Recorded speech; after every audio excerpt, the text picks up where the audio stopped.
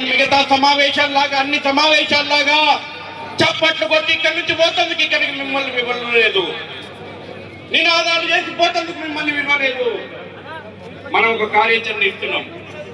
ఈ బాలాపూర్ 1980 లోపల రజాకార్ భావజాలానికి బుద్ధి చెప్పడానికి గణనాథుని నాయకత్వం లోపల సామూహికమైనటువంటి గణేశ నిమజ్జనోత్సవానికి నాంది పలికినటువంటి ఈ బాలాపూర్ నుంచి దేశానికి క్యాన్సర్ లా పట్టి పీడిస్తున్నటువంటి భాగ్యనగరం లోపల క్యాన్సర్ లా దాపురించినటువంటి అక్రమ రోహింగ్యా బంగ్లాదేశీ ముస్లిం చొరబాటుదారులను సర్జరీ చేసి ఆపరేషన్ ధర్మ రక్ష అందుకోసం ఇవాళ మనం ఇక్కడికి సమావేశమైనాం.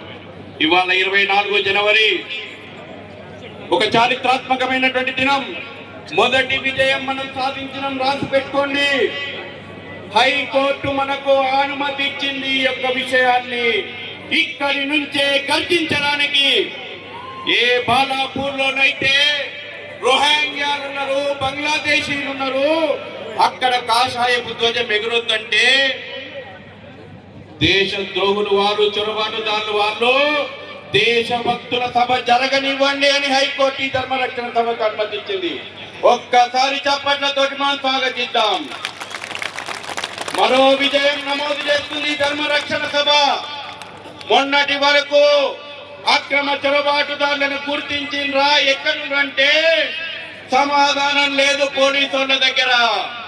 మొన్న ఈ సభకు అనుమతి వస్తున్నప్పుడు సాక్షాత్తు రాష్ట్ర హైకోర్టు ముందర 6993 రోహింగ్యాలు చొరబాటుదారులు ఇదే బాలాపూర్ పోలీస్ స్టేషన్ పరిధిలో ఉన్నారని ఒప్పుకున్నది పోలీస్ డిపార్ట్మెంట్. రేపు మేము సభ పెట్టుకోకండి, మేము పంపిస్తాము అని చెప్పి కోర్టు చెప్పింది. ఇగో మీరు చెప్పినటువంటి విషయాలతోటి కోర్టు తీర్పులో నమోదైనటువంటి అంశాలు. ఇగో కేంద్ర హోం మంత్రి అమిత్ షా గారికి